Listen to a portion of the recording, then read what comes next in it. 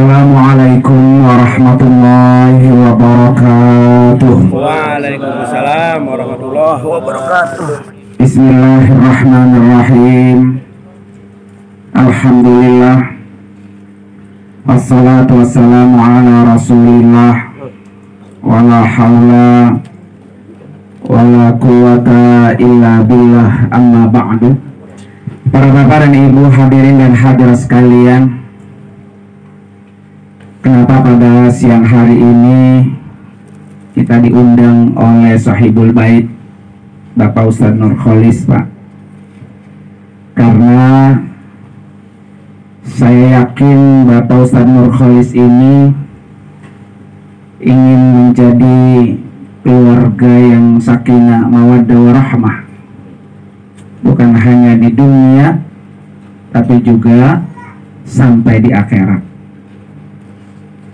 Karena itu, untuk mencapai keluarga yang bahagia di dunia, bahagia di akhirat,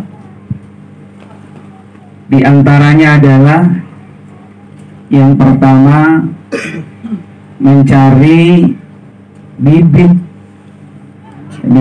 yang unggul, bapak dan ibunya yang unggul, Pak.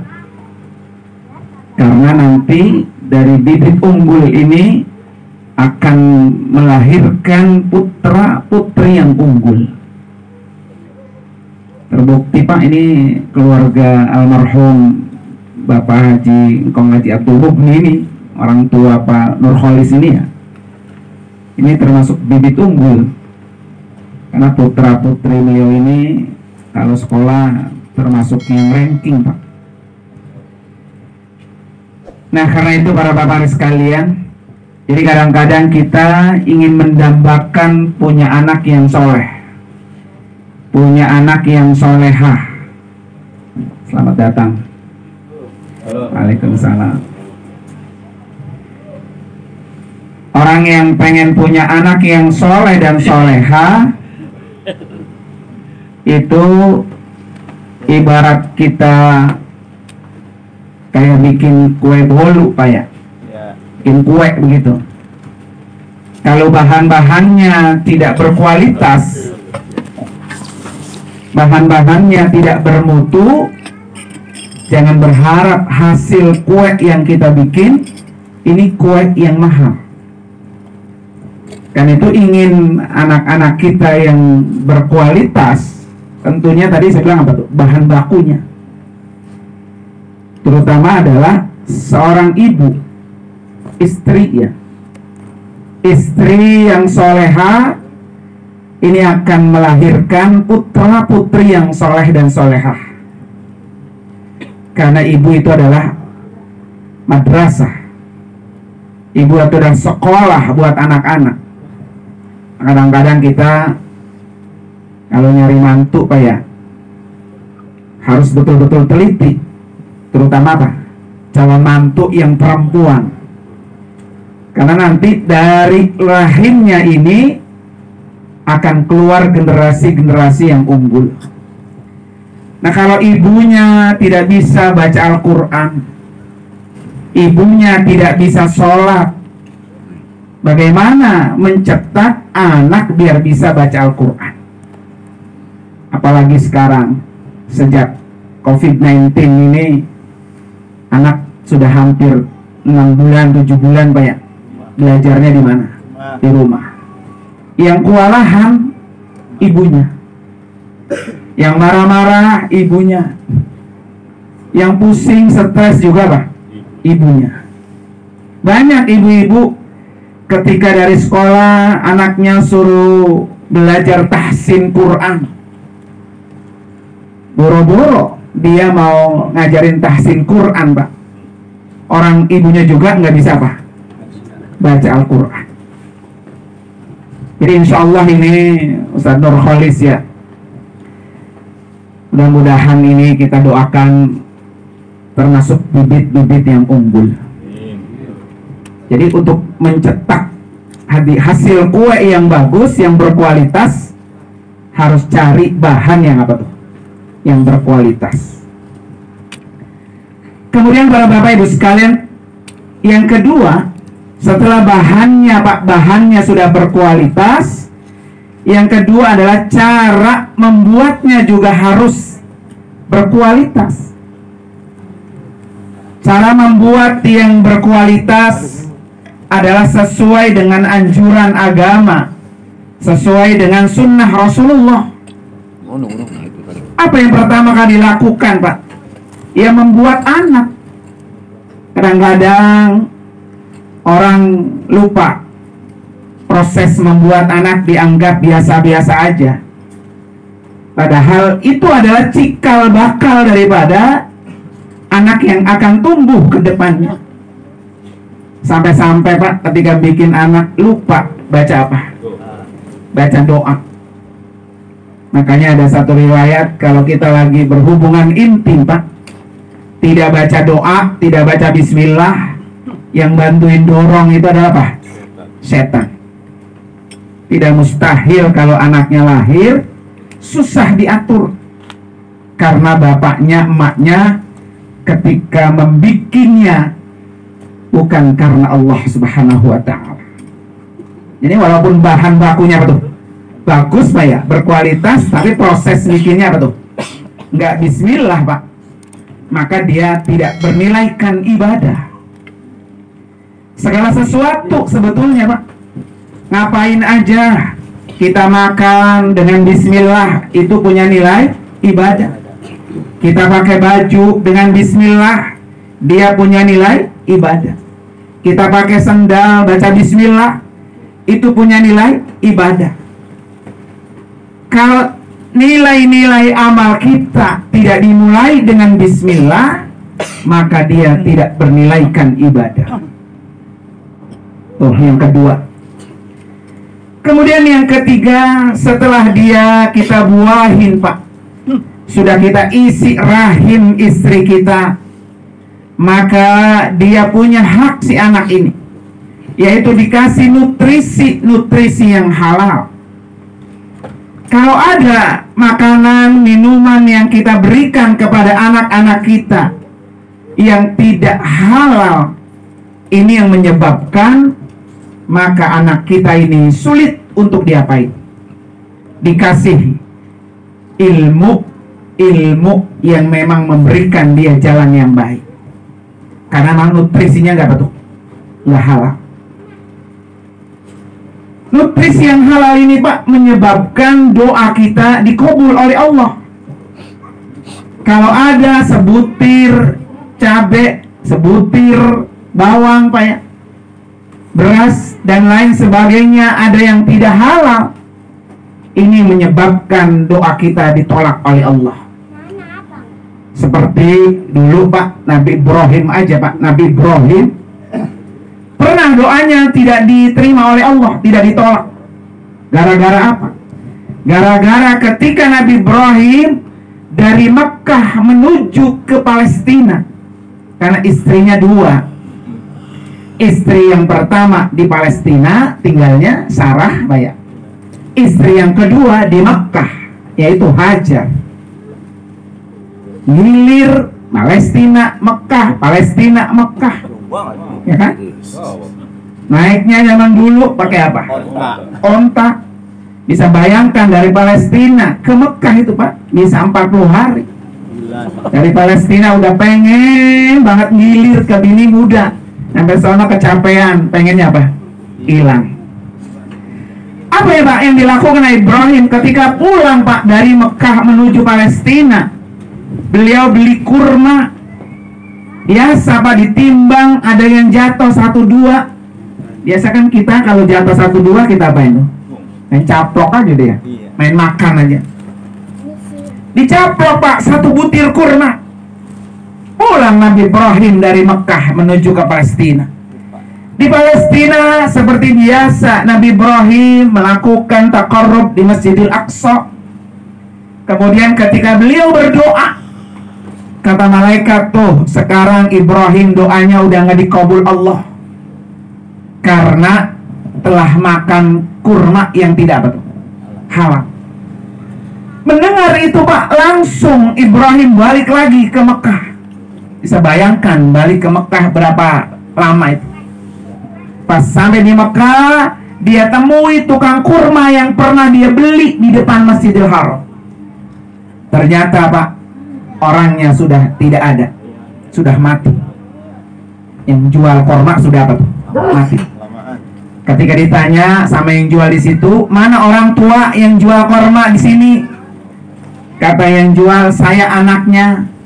Orang tua saya sebulan yang lalu udah berpulang ke rahmatullah. Mau apa? Nanya orang tua saya, kan begitu kalau bahasa kita ya. Saya datang ke sini mau minta ridho dan ikhlasnya karena saya telah memakan 1 butir kurma yang tidak halal. Kata anak itu bilang apa? Kata orang itu, orang tua saya punya anak 11.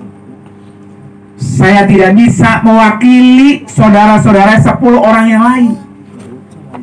Jadi kalau Anda ingin mendapatkan restu keikhlasan 1 butir kurma, silahkan datangkan 10 saudara saya yang lain. Tuh Pak, karena ingin mendapatkan apa tuh? Doanya biar dikabul oleh Allah.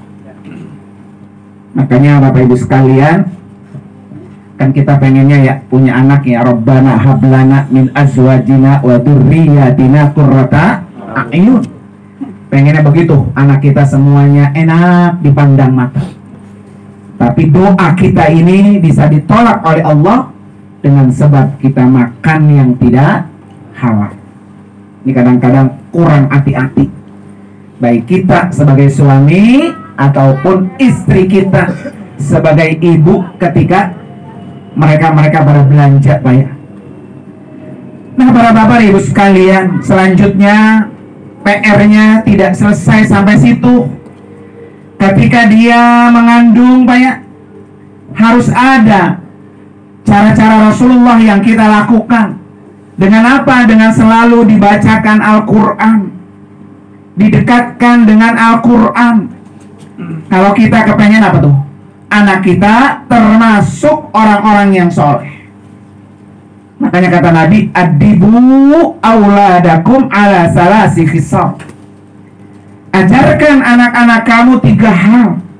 Yang pertama, hubbu nabiyikum. Suruh cinta kepada nabi kamu. Zaman sekarang Pak, orang suruh ngapal 25 nabi, jarang yang ngapal. Guru Mujahid, dulu saya yakin Pak waktu masih kelas SD, emang itu hafalannya Pak. Ya kan, dari mulai Nabi Adam sampai Nabi Muhammad itu emang harus dibaca setiap pagi sebelum apa? KBM dimulai. Coba anak sekarang nggak tahu dia siapa Nabi yang 25. Jangan-jangan bapak emaknya juga apa? Nggak tahu. Padahal pesan Nabi, ajarkan anak-anak kamu cinta kenal sama nabinya, cinta kenal sama keluarganya, hubbu ali baitih gitu ya. Yang ketiga, hubbu tilawatil Quran.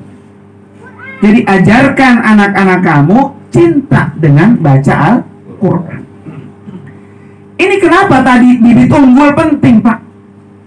Karena ketika istri kita bisa baca Al-Quran, otomatis Pak kita suami tidak punya PR ngajarin bini baca Quran. Coba kalau bini nggak bisa baca Quran, itu kewajiban siapa tuh? Suami. Ajarin bisa baca Quran. Karena kalau istri nggak bisa baca Al-Quran, bagaimana dia bisa sholat? Kalau dia tidak sholat, tanggung jawab suami. Nah ini berat suaminya. Suami berat. Walaupun satu sisi Pak, ibu ini adalah orang yang paling gampang bisa masuk surga. Kenapa paling gampang Pak? Karena banyak kebaikan yang dilakukan oleh seorang ibu ketika beliau mengandung saja Pak, itu 9 bulan nilainya sudah pahala. Lelahnya seorang ibu mengandung itu sudah berpahala. Sama kayak orang itikaf. Itikaf kita 10 hari Pak di masjid, walaupun tidurnya, makannya Pak ya, duduknya ibadah udah gak kuat. Bagaimana seorang ibu 9 bulan sakit mules, berat, itu semua mengandung pahala. Nah karena itu saya katakan tadi penting kita punya istri apa tuh? Yang bisa baca Al-Quran. Istri bisa sholat. Dan ini hak anak, Pak. Hak anak, kalau anak kita pengen soleh dan soleha, ya itu haknya. Dia diajarkan apa tuh? Baca Al-Quran. Sehingga nanti ketika kita mati, Pak, ini seperti almarhum Mpong Haji Abdul Mukni, Pak. Nah, semua anaknya guru, Pak ya. Semua anaknya bisa baca Al-Quran. Jadi kalau giliran haul begini, udah nggak panggil orang lagi. Yang satu Yasin, yang satu tahtim Quran, yang satu zikrullah, yang satu apa? Doa. Biar sudah, Pak. Karena orang tuanya apa tuh? Berhasil mengajarkan putra putrinya sesuai dengan hadis Rasulullah, Pak. Hubbu tilawatil Quran. Nah ini PR kita, Pak. Oleh zaman sekarang, Pak ya, anak lebih banyak pegang apa tuh? HP daripada pegang Quran. TV juga tidak bisa kita bendung karena setiap hari ada TV ya HP. HP sekarang sudah ada di depan mata. Kadang-kadang kita ngomel bukan karena sayang kuotanya, tapi takut dia kecanduan. Takut juga ada yang matanya, Pak, sampai rusak. Saya punya saudara itu, Pak, di Cikarang, masih kecil, Pak, masih usia TK kelas 1 kelas 2, itu matanya sudah betul rusak karena ibunya merasa aman anaknya kalau dikasih HP nggak kemana-mana, udah anteng gitu kalau bahasa orang Betawi ya, diem. Padahal itu adalah sebuah bahaya yang sangat besar. Kemudian para bapak ibu sekalian, tidak cukup sampai di situ, Pak. Ketika dia lahir, hak anak adalah diberikan nama yang baik. Itu hak anak. Karena anak yang diberikan nama yang baik, yang pertama itu doa, yang kedua nanti orang akan dipanggil pada hari kiamat dengan namanya masing-masing. Ya, zaman sekarang barangkali orang sudah jarang, Pak, yang anaknya tidak bagus namanya ya. Orang dulu mah namanya Pengki, termasuk engkong saya Gudang gitu ya. Ya main namain aja gitu. Nah, yang penting juga para bapak sekalian adalah ketika kita mengambil nama itu bisa ditafaulankan. Ya, ditafaulankan ke siapa begitu. Supaya dia mendapatkan tadi yang namanya tafaulan kan apa sih rasanya? Kalau bahasa Indonesianya itu mencontoh gitu, Pak ya. Ikut. Termasuk nama saya ini, ya kan? Dulu ketika saya tanya kenapa namanya saya dulu ya, nama saya itu sama dengan nama Kiai Haji Nur Anwar. Karena kebetulan Kiai Haji Nur Anwar itu teman kelas dengan abang saya yang paling tua. Jadi ketika kalau lagi main berhubung itu di rumah, pas saya lahir ya udah tamain itu. Akhirnya sekarang ini kalau saya di mana-mana saya disebut cucunya Kiai Nur Ali. Cucunya, Pak, gitu ya. Di mana-mana termasuk Pak Ahmad Syekhu. Kalau saya ketemu, dia ketemu temennya langsung, nih kenalin ini cucunya Kiai Nur Ali. Karena kebetulan namanya apa tuh? Sama. Nah, itu namanya tafaulan, Pak. Dapat keberkahan ya. Nah ini hak anak, nama yang apa tuh? Baik. Kemudian setelah dikasih nama yang baik, Pak, ini salah satunya tadi diakikahkan. Kenapa orang diakikahin, Pak? Yang pertama, anak yang baru dilahirkan, gitu kan, kata Rasulullah, kullu mauludin, ya kan? Setiap anak dilahirkan posisinya dalam tergadai. Tergadainya akan tuntas nih, Pak, dengan akikah. Makanya kalau anak belum diakikahin, Pak, tuh gadainya belum betul, belum beres ya, belum ditebus akikahnya, apa gadaiannya. Makanya Pak Ustadz Nur Kholis ini dalam rangka apa? Menyelesaikan gadaian yang ditebus. Maka dari Imam Syafi'i itu, Pak, kapan ngakain waktunya? 7 hari kelahiran. Kalau nggak mampu 14 hari kelahiran.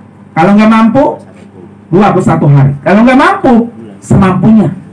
Kalau Imam Syafi'i, walaupun ada pendapat lain, ya udah selesai, sunnahnya hilang dah, gitu ya. Di atas 21 hari. Tapi kalau mazhab Imam Syafi'i, kadang-kadang, Pak, sampai mati akikah dewek. Dalam rangka apa tuh, Pak? Dalam rangka tadi menebus gadaian. Itu yang pertama. Yang kedua, anak yang diakikahkan ini Pak, kita sudah mengajarkan untuk punya jiwa sosial. Karena daging yang diakikahkan itu sunnahnya diapain tuh Pak? Dibagi-bagikan. Biar ke depan ini anak yang diakikahin punya jiwa sosial, nggak pelit. Ini kadang anak Pak, jangankan sama orang lain, sama emak bapaknya aja Pak, pelit. Gitu kan? Sama saudaranya pelit. Terkadang emak itu orang tua datang ke rumah anak, bilangnya apa? Gua minjem dulu duit apa? 100.000 buat beli beras. Ya Pak ya? Itu pun kadang-kadang apa? Dibilang sama anaknya Pak? Nggak ada. Itu anaknya betul pelit. Kenapa anak tuh pelit Pak? Karena dulu waktu masih kecil bapaknya tuh pelit sama anaknya, kagak mau diakekain. Nah, akekah ini dalam rangka mendidik anak biar tidak pelit. Yang ketiga Pak, anak yang diakikahkan dia akan memberikan syafaat kepada orang tuanya di yaumil qiyamah.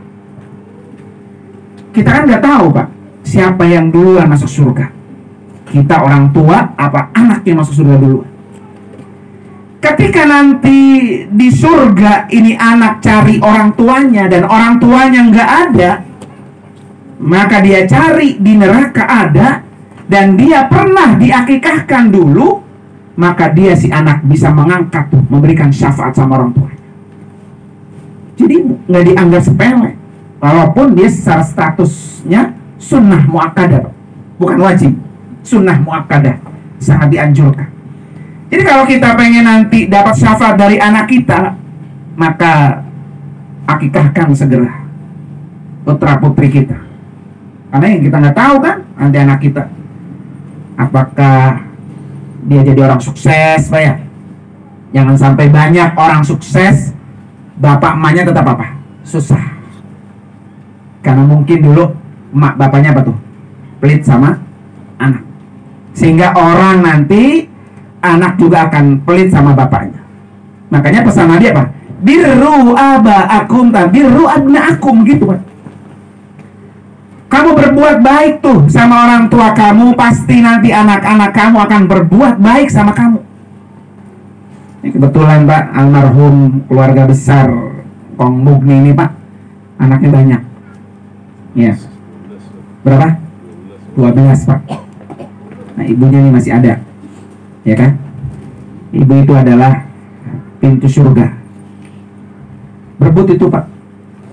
Berebut untuk mendapatkan apa tuh? Keberkahan dunia, keberkahan akhirat. Terbukanya rezeki dunia, terbukanya rezeki akhirat itu ada doa seorang ibu. Maka ketika Nabi ditanya, ya Rasulullah, siapa yang paling berhak untuk saya lakukan dengan baik? Nabi sampai menjawab 3 kali, ibumu, ibumu, ibumu.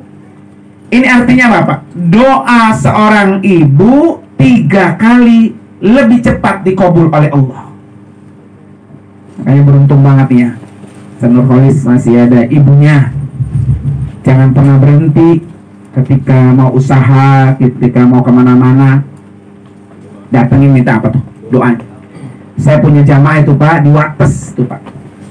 Dia dulu seorang tukang jala ikan, tukang nanggok ikan gitu, tukang nyari ikan zaman dulu ya. Kemudian setiap hari tuh Pak, ikan yang dia dapat pasti dikasih emaknya.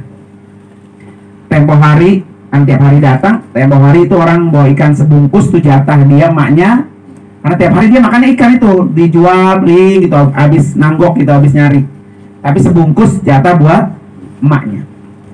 Satu hari dia datang, kata dia, nyak, nenek kemana? Dia kagak mau nyaut, dipanggilin. Sampai dia cari ke sono, nggak ketemu di rumahnya.